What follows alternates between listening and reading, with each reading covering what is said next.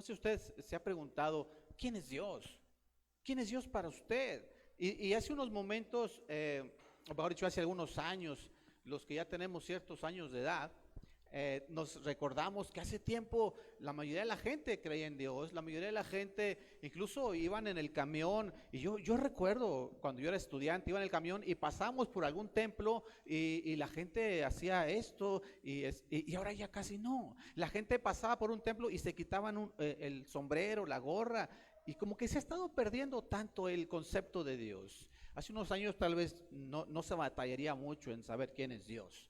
Pero hoy en día han surgido muchos y variados conceptos acerca de quién es Dios. Yo recuerdo cuando yo era niño, no hace muchos años, yo pensaba que Dios era un ser que estaba allá arriba, y si yo quería hablar con Dios, salía al patio y le gritaba. Yo pensaba eso. Pero también luego pensaba que era alguien que me estaba vigilando todo el tiempo, y si yo me portaba mal, algo malo me iba a pasar. Y yo tenía esa idea. Pero también hay mucha gente que ve a Dios, ya gente más madura, tiene el concepto que Dios es como un concededor de deseos, como alguien como el tipo, la lámpara esa que le frotaban, ¿cómo se llama? La lámpara de Aladino, y piensan que Dios es alguien que me va a conceder los deseos, y si voy a la iglesia me voy a sacar a lotería. No, no es así. Otros también piensan que Dios es como ese pariente familiar o amigo rico a quien yo voy cada vez que se me ofrece algo. Mucha gente ve a Dios así. Pero también algunos ven a Dios como un ser imaginario que el ser humano lo ha inventado para poder controlar a otros. Muchos conceptos que hay de Dios. Algunos que lo ven como un ser perverso. Dicen, si Dios existe, es un ser muy malo, porque ¿por qué permite esto? ¿Por qué permite aquello? ¿Y por qué permite? Cuando simplemente nos deja ser, nos da libertad de tomar decisiones y cada quien decide lo que quiere hacer con su vida. Ahora, déjame platicarte, hay una historia por ahí que estaba leyendo. Se cuenta que una ocasión un niño le preguntó a su papá, papá, ¿de qué tamaño es Dios? Oye, buena pregunta, ¿eh? ¿Qué le dirías? Muy grande, muy chiquito. Y si dices grande, ¿qué tan grande? Y seguramente las preguntas iban a continuar después de la primera respuesta. Entonces, en ese momento iba pasando allá un avión. Y el papá le dice al niño, mira, ¿ves el avión? ¿Sí? ¿De qué tamaño es? Ah, se ve chiquitito. Ándale. Y lo llevó luego a un aeropuerto y vio los aviones de cerca. ¿De qué tamaño es el avión? Ah, es enorme. Y exactamente así es Dios. Si tú ves a Dios de lejos, lo vas a ver chiquitito. Y por eso la gente que no anda cerca de Dios, pues tiene el concepto de un Dios que no tiene mucha importancia. Pero dice, cuando te acercas a Dios, lo vas a ver enorme, lo vas a ver grande, cuando lo ves de cerca. Y pues déjame decirte que Dios, la verdad, es el más interesado en que nosotros le conozcamos. Solo que a veces nosotros no estamos muy interesados, igual que Dios, en conocerle. Incluso déjame decirte, ¿usted cree que Dios se muestra a través de su familia? ¿Alguien ha tenido la oportunidad de ver cuando un bebé llega a la familia, un nuevo miembro de la familia, y cómo se pone la familia? Feliz. Y ves la cara perfecta del niño, o sea, está en perfección. Todos son bonitos, ¿sí o no? Oye, todos éramos así. Algo nos pasó después, pero todos llegamos así. ¿Y sabes por qué? Porque dice la Biblia que el ser humano fuimos creados a imagen y semejanza de Dios. Y el niño está en inocencia y nos refleja la esencia de Dios, la imagen de Dios. Claro, luego vamos creciendo y empezamos a conocer lo que es la maldad, el pecado, y eso va distorsionando la imagen de Dios. ¿Ha visto usted cuando de repente la imagen en la televisión se empieza a ver borrosa y rayas y ruidos extraños? Algo está interfiriendo entre el lugar donde se emiten las ondas a nuestro aparato receptor o algo, y se pierde la imagen. Así también el ser humano, el pecado hace que la imagen de Dios se pierda, y por eso es que el niño la refleja, el bebé la refleja a la perfección, porque él no tiene maldad, no tiene pecado. Pero cuando vamos aprendiendo a hacer lo malo, entonces la imagen se va distorsionando, esa imagen de Dios. Sabes que a eso vino Jesucristo, a reparar esa señal, esa imagen de Dios que se debe ver en nosotros. Ahora, déjame explicarte también. Ya vimos que Dios se muestra a través de la familia, pero también Dios se muestra a través de la creación. ¿Sabía usted eso? Usted ha volteado cuando sale al campo y ve los árboles tan bonitos. Es más, ahorita, aunque estén secos, se ve los tonos de como cafecito, rojito, la hierba seca, allá se ve algo verde, pero todo se ve hermoso. Y luego cuando está todo verde, cuando ha llovido, se ve la imagen de Dios ahí en las flores, en los árboles, las montañas. Fíjate que hay un pasaje en Romanos capítulo 1, versículo 20, que dice que las cosas invisibles de Dios, o sea, las cosas de Dios que no podemos ver, como su eterno poder y su deidad, esas cosas que no se ven de Dios, dice que se hacen claramente visibles desde la creación del mundo, siendo entendidas por medio de las cosas hechas. De modo que no tienen ¿qué? O sea, nadie puede decir es que yo no conozco a Dios, porque Dios se está mostrando a través de la creación. Y lo que está diciendo aquí es, las cosas creadas te muestran a Dios desde el día de la creación.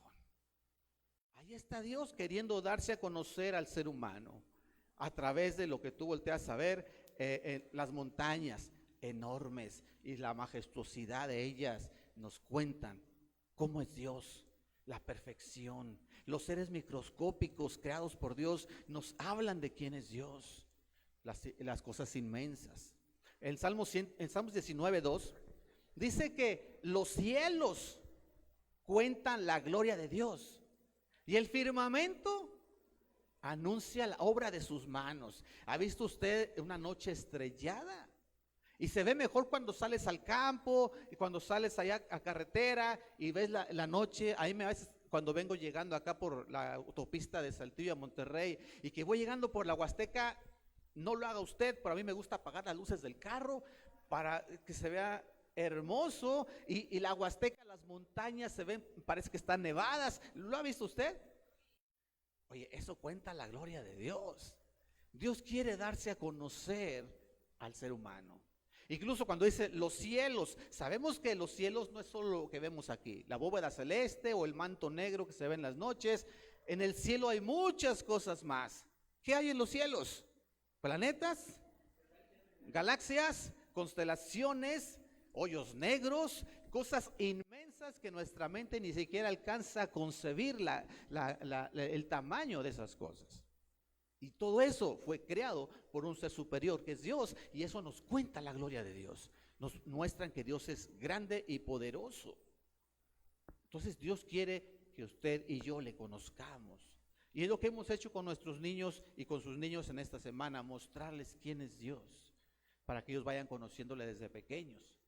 Pero también sabe usted una cosa, Dios se muestra a través de la gente, de la familia, se muestra a través de la creación. Podríamos hablar de muchas otras cosas más, pero quiero decirle que Dios se muestra a través de Jesucristo. En Hebreos nos dice que, en el libro de los Hebreos, un pasaje que está en la Biblia, dice que antes Dios nos habló de muchas maneras, pero hoy se muestra a través de su Hijo Jesucristo.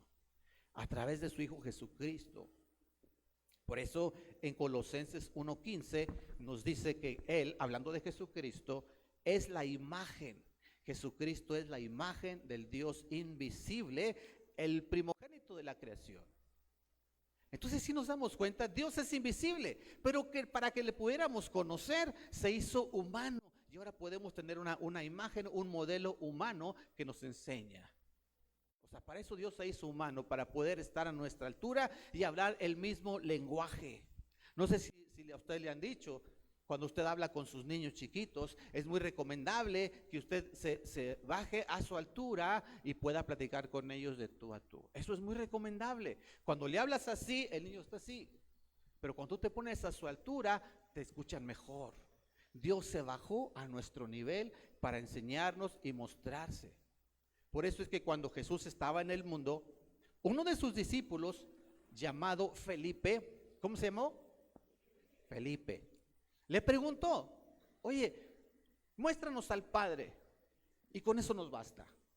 Y Jesús le dice, Felipe, ¿cuánto tiempo estoy con ustedes y no me has conocido? Dice, el que me ha visto a mí, ha visto al Padre. Porque Jesucristo es la imagen del Dios invisible. ¿Vamos bien hasta aquí? Dios se muestra, se da a conocer a través de la familia, de la creación, pero sobre todo a través de Jesucristo. Dios es amor y su amor lo refleja a través de Jesucristo. ¿Sabía usted que nadie te ama más que Dios? ¿Tú crees que, tú que tienes hijos, usted tiene hijos? ¿Quién ama más a sus hijos que usted? Nadie ama más a tus hijos que usted. Así también, Dios es nuestro Padre, Él nos creó y nadie nos va a amar más que Dios. Solo que el amor de Dios es perfecto, es infinito. Y lo mostró a través de Jesucristo también. Dice en Juan 3:16, porque de tal manera amó Dios al mundo, que ha dado a su Hijo unigénito, para que todo aquel que en Él cree no se pierda, mas tenga vida eterna. Es decir, de tal manera, de gran manera, amó Dios al mundo. Dios le amó tan grandemente que estuvo dispuesto a venir al mundo en la forma de Jesucristo para morir en nuestro lugar por nuestros pecados. Ahora, ¿qué significa esto? Que Dios se dio cuenta, Dios sabía que el ser humano somos presas, somos esclavos de nuestro pecado y que el pecado está haciendo estragos con el ser humano, está condenando al ser humano no solo en esta vida, sino hasta la eternidad. Ayer me tocó estar con dando un taller para padres en un centro de rehabilitación y de verdad yo veo a los papás buscando esa luz que les dé la salida a todos sus problemas, porque son papás que tienen hijas internadas en ese centro y de verdad los papás están buscando cómo ayudar a sus muchachas y el pecado está haciendo estragos, ahí podemos verlo. El pecado hace estragos en los jóvenes, en los niños, en los adultos. No respeta edad ni respeta sexo, sea hombre, sea mujer. El pecado está haciendo estragos, no solo en esta vida, sino hasta la eternidad, porque el hombre es condenado a causa del pecado. Dicen en Romanos 3:23, por cuanto todos pecaron. ¿Por cuanto quién? Todos hemos pecado, dice, y están destituidos de la gloria de Dios, están alejados de Dios. Yo creo que todos entendemos que es el ser humano, llevamos el pecado, la naturaleza pecaminosa o la tendencia a hacer el mal, lo llevamos en nuestro interior. No sé si se ha dado cuenta usted, es más fácil hacer lo malo que hacer lo bueno. ¿Estamos de acuerdo? Incluso, ¿usted qué ha enseñado a sus hijos y los ha criado? ¿Se ha dado cuenta que uno batalla mucho para inculcarles cosas positivas, pero más falta que un amiguito le enseñe cosas malas y fácilmente lo aprendió? Se hacen expertos, se hacen maestros. ¿Por qué? Porque lo traemos aquí. Hace unos días yo platicaba con un amigo de la infancia y él está queriendo buscar a Dios. Él vive en otra ciudad. Y él me decía, es que traigo muchas cosas que quiero quitarme, trae problemas de alcohol, incluso de drogas y eso, y quiero quitármelos para acercarme a Dios. Le digo, ¿sabes qué? Nunca vas a poder. Acércate a Dios así como estás. Dios te conoce como estás, búscale así, porque el hacer lo malo está en mí. Aún el apóstol San Pablo lo decía, el querer hacer el bien está en mí, pero no lo puedo hacer, batallo mucho. Hay una ley en mis miembros, en mi cuerpo, que me lleva a hacer lo malo. Estoy hablando del apóstol San Pablo. Después de Jesucristo se considera el mejor modelo de un cristiano. después de Jesucristo. Y aún así él dice, yo también batallo así como tú.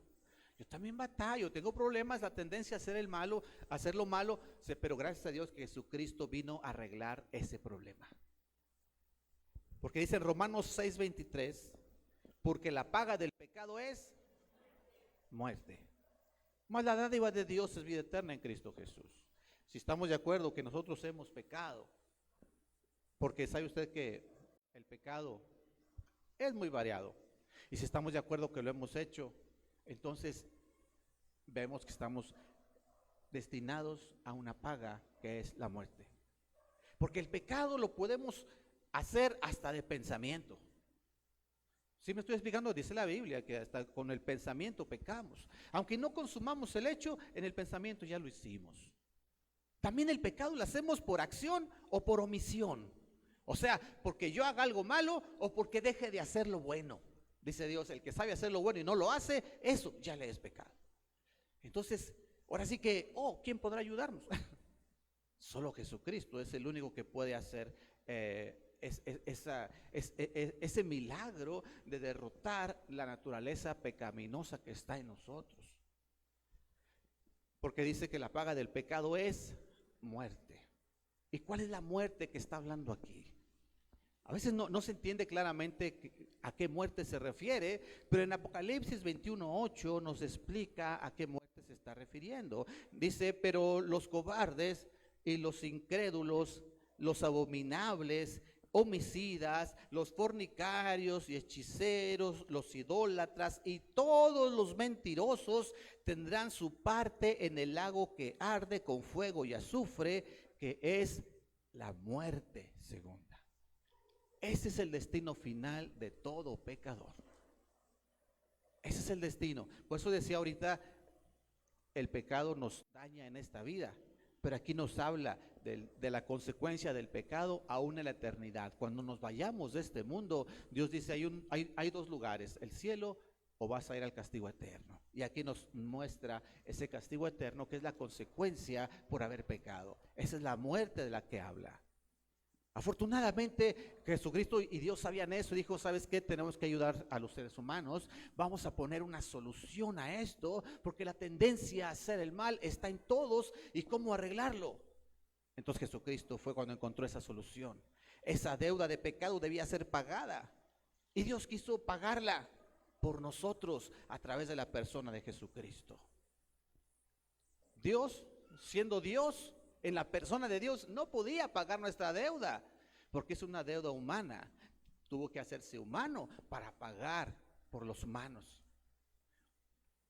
Por eso el pasaje que leyó ahorita Jonathan en Filipenses 2, decía ahí, el cual siendo en forma de Dios, hablando de Jesucristo, siendo en forma de Dios, no estimó el ser igual a Dios como cosa que aferrarse, sino él mismo se despojó, tomando forma de siervo, tomó forma igual que nosotros, hecho semejante a los hombres. Y aún estando en la condición igual que usted y que yo, dice, se humilló todavía. O sea, más abajo que el promedio de los seres humanos, se humilló más abajo, haciéndose obediente hasta la muerte. O sea, fue a la muerte como un malhechor. O sea, entre la sociedad, los malhechores son considerados, la gente los considera como algo más abajo. Y todavía entre los malhechores, dice, fue muerte de cruz, una muerte que solo se daba a los peores. Eso fue lo que hizo Jesucristo cuando vino a la tierra, porque quería pagar esa deuda de pecado. Y dice en 1 de Pedro 3:18, porque también Cristo padeció una sola vez por los que Jesucristo padeció una vez por los pecados. Pero mira cómo dice, el justo por los injustos. ¿Quién era el justo? Jesús. ¿Y los injustos? Nosotros. ¿Pero para qué? Para llevarnos a Dios. ¿Te das cuenta? Jesucristo siendo Dios dijo, yo pago tu deuda. Yo pago tu deuda para llevarnos a Dios. Él siendo justo y yo soy injusto. A veces les digo a los muchachos, de 0 a 10, y en cuestión de buen comportamiento y conducta, digamos, Jesucristo tiene el 10, calificación de 10 en conducta. Comparado con eso, ¿qué calificación te pondrías tú? ¿Qué calificación te pondrías comparado en tu conducta, en tu comportamiento? Si Jesucristo es el 10, ¿qué calificación te pondrías tú? ¿Un número? Dice, ¿se vale menos? ¿Menos de 0? Algunos dicen, bueno, porque déjame decirte que para entrar al cielo tendríamos que tener el 10 perfecto. Ni siquiera el 9.9 no podría entrar al cielo, porque en el cielo dice que Dios no tolera el pecado.